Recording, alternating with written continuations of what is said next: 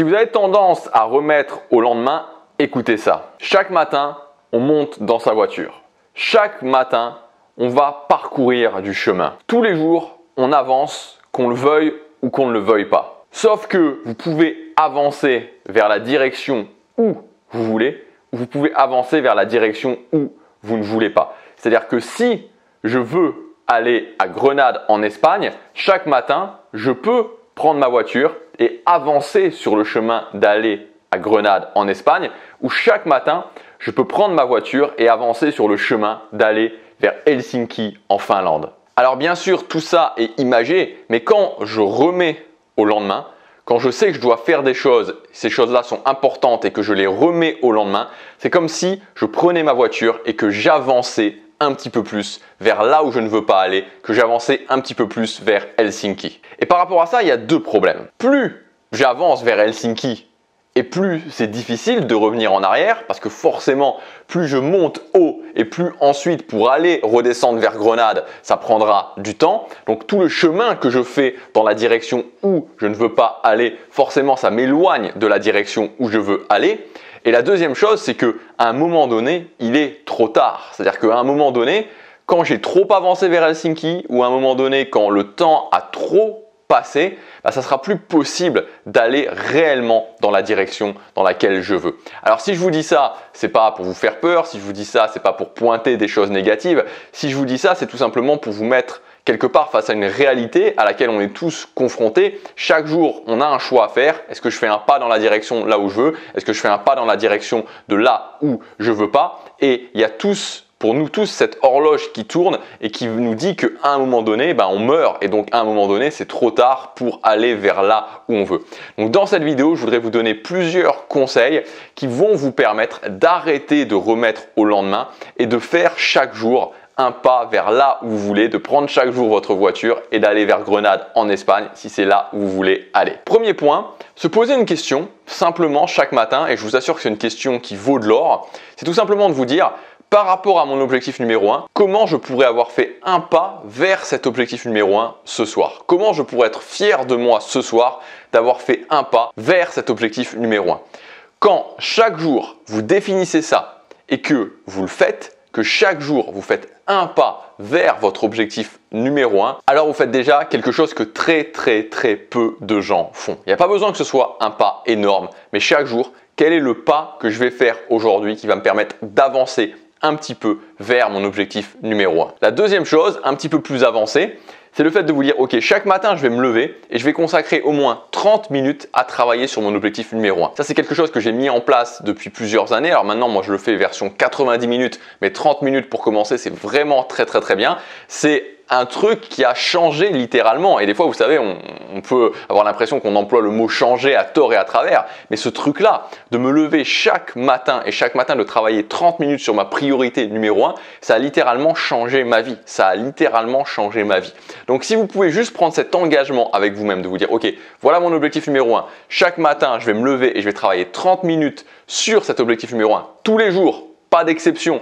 30 minutes, je me lève, peu importe l'heure à laquelle je me lève, première chose que je fais, si je travaille 30 minutes sur mon objectif numéro 1, vous allez forcément avancer. Le troisième point qui va vous permettre d'éviter de remettre au lendemain, c'est le fait de vous poser la question, est-ce que la stratégie que vous utilisez pour atteindre un de vos objectifs ou vos objectifs en général, est-ce que vous y croyez? C'est-à-dire, est-ce que vous y croyez à cette stratégie? Parce que vous savez, des fois, on peut faire ce qu'on appelle de la procrastination intelligente, c'est-à-dire qu'on fait des choses, mais finalement, ces choses-là, on n'y croit pas vraiment. C'est-à-dire qu'on peut faire un entraînement de musculation, mais ça fait déjà un moment qu'on fait cet entraînement de musculation, mais il ne nous donne pas vraiment de résultats. On peut être en train de poster des vidéos sur YouTube parce qu'on veut gagner sa vie avec son business en ligne, mais on fait juste poster des vidéos, on ne propose pas de produits payants, et donc finalement, on se dit à quoi ça sert. Donc l'idée en fait derrière cette question, derrière le fait de se poser une question sur sa stratégie, c'est d'enlever cette question à quoi ça sert ou est-ce que ça sert vraiment à quelque chose ce que je fais. Il faut que vous croyiez à votre stratégie. Il faut que vous disiez ok, les choses que je suis en train de faire, c'est des choses qui vont me mener là où je veux. Donc vous pouvez commencer à vous poser des questions du genre est-ce que la stratégie que j'utilise, il y a déjà quelqu'un qui l'a utilisée et qui a réussi à atteindre cet objectif avec cette stratégie. Il ne faut pas hésiter régulièrement à revenir sur cette stratégie pour voir si elle vous donne des résultats et pour que vous ayez la conviction que les choses que vous faites donnent des résultats sur le moyen, sur le long terme. La quatrième chose à faire, c'est tout simplement de vous dire pourquoi je remets. C'est-à-dire que souvent on se dit ok, je suis quelqu'un, on s'identifie à quelqu'un qui remet les choses au lendemain, on s'identifie à quelqu'un qui procrastine, mais est-ce qu'on sait vraiment pourquoi on procrastine? C'est-à-dire que la première question que je pourrais vous poser, c'est est-ce que vous êtes quelqu'un qui vous considérez comme quelqu'un qui a tendance à remettre les choses au lendemain? Bon, ok, oui, non. J'imagine que si vous êtes toujours en train de regarder cette vidéo, c'est que oui, vous vous considérez comme quelqu'un qui a tendance à remettre les choses au lendemain. Mais précisément, qu'est-ce que ça veut dire en fait? Qu'est-ce que ça veut dire dans ta vie? Concrètement, qu'est-ce que tu fais? C'est quoi que tu remets au lendemain? C'est quoi les choses exactes que tu remets au lendemain? Souvent, on a cette vague idée, c'est-à-dire on se dit oui, je suis plutôt quelqu'un qui remet les choses au lendemain, mais c'est pas vraiment précis. Il n'y a pas vraiment de précision on ne sait pas vraiment concrètement ce qu'on fait.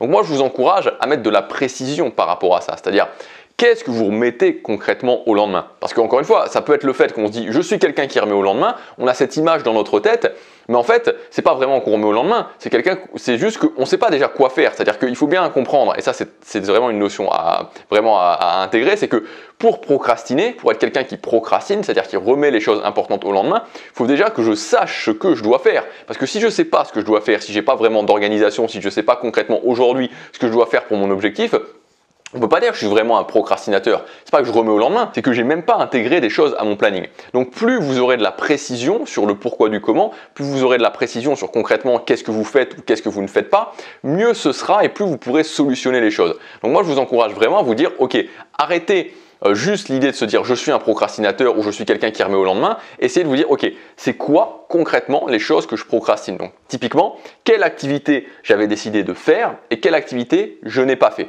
Vous pouvez aussi vous dire, vous notez, ok, bah voilà, cette activité-là, je ne l'ai pas fait, qu'est-ce que je fais à la place? C'est-à-dire que si par exemple je décide d'aller faire du sport, qu'est-ce que je fais à la place?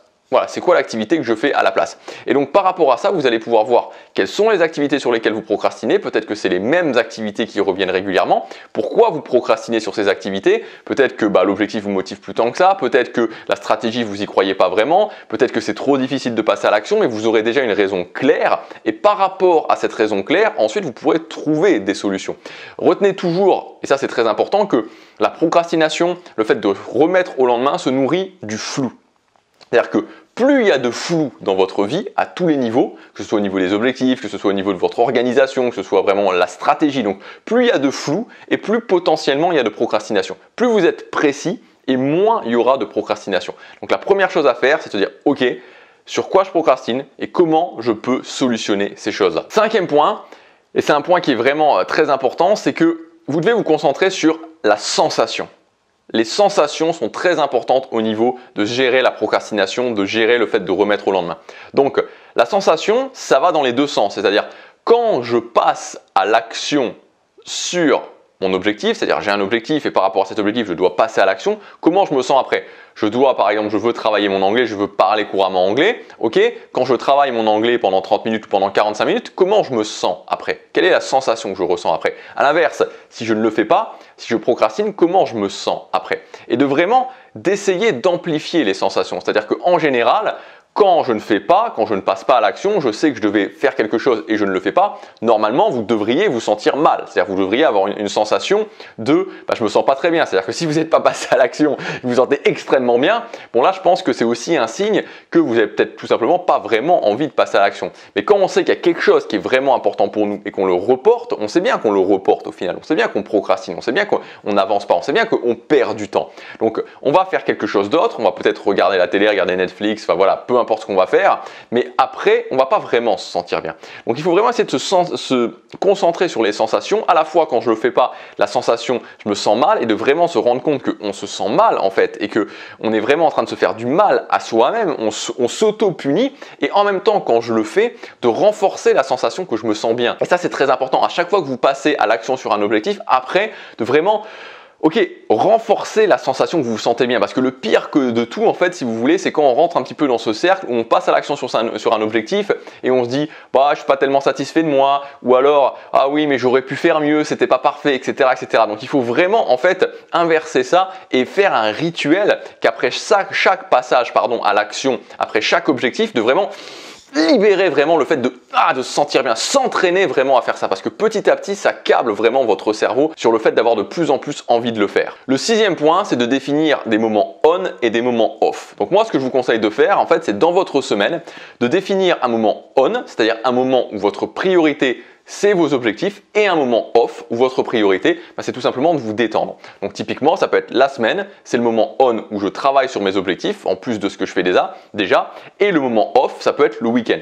Donc voilà, typiquement, ça peut être ça. Donc quand vous êtes en on, ma priorité, c'est mes objectifs. Quand je suis en off, je profite, je fais ce que je veux, je m'organise comme je veux. Alors après, c'est à vous de trouver le juste milieu entre le on et le off. Ça dépend de ce que vous avez à faire, ça dépend de votre travail déjà, si vous avez une vie de famille. Ça dépend aussi de vos ambitions, parce qu'évidemment, plus vous avez des grosses ambitions et plus vous allez devoir passer à l'action pour atteindre ces ambitions. Donc ça dépend vraiment de vous. Mais encore une fois, le principe est le même, que ce soit tout le week-end ou que ce soit juste le dimanche après-midi. L'idée, c'est de se dire, ok, j'ai un moment on dans ma semaine, j'ai un moment off. Le moment on, ma priorité, c'est mes objectifs. Le moment off, ma priorité, c'est de profiter de me détendre. Faites juste attention que le moment off ne détruise pas le moment on, c'est-à-dire faites attention de pas, en tout cas c'est mon conseil, de pas faire la fête jusqu'à plus d'heures dans la nuit parce que forcément sinon ça va avoir un impact sur votre moment on. Enfin le dernier point, et pour moi c'est le conseil ultime en fait pour arrêter de remettre au lendemain, c'est tout simplement d'avoir une vie structurée. Plus j'ai de la structure dans ma vie et plus je vais passer à l'action sans même m'en rendre compte en fait, parce que en tant qu'être humain, on est habitué à faire ça. C'est-à-dire qu'en tant qu'être humain, quand on est structuré, on va le faire. Quand on n'est pas structuré, on va avoir tendance à ne pas le faire. Donc plus j'ai une structure, plus les choses vont revenir d'une façon rythmique, plus je vais avoir tendance à les faire. C'est-à-dire que si je me couche le soir à la même heure, que je me lève le matin à la même heure, je vais avoir beaucoup plus tendance à être fatigué le soir à cette heure-là parce que mon corps sera habitué. Je vais avoir beaucoup plus tendance à être en forme le matin quand je vais me lever. Si ensuite le matin, tous les matins je fais la même chose, si ensuite tous les soirs avant de me coucher je fais la même chose, si ensuite mes objectifs principaux je les fais au même moment avec les mêmes déclencheurs, ça va être de plus en plus facile de passer à l'action. Voilà pour ces quelques conseils, j'espère que cette vidéo vous aura aidé. Si vous voulez aller plus loin, vous pouvez accéder à mon e-book qui est gratuit. Donc c'est un e-book que je viens de rédiger, je viens de le mettre en ligne, il y a beaucoup de valeur dedans. Cet e-book s'appelle Nouveau départ, 10 principes à mettre en place dans sa vie pour construire une vie à la hauteur de ses ambitions. Voilà, je vous encourage à le télécharger tout simplement. Vous cliquez sur le premier lien, vous rentrez votre adresse email, il arrivera directement sur votre adresse email, et à bien le lire parce que vraiment il y a de la valeur dans cet e-book et les principes que je vous ai mis à l'intérieur de cet e-book sont vraiment des principes très importants.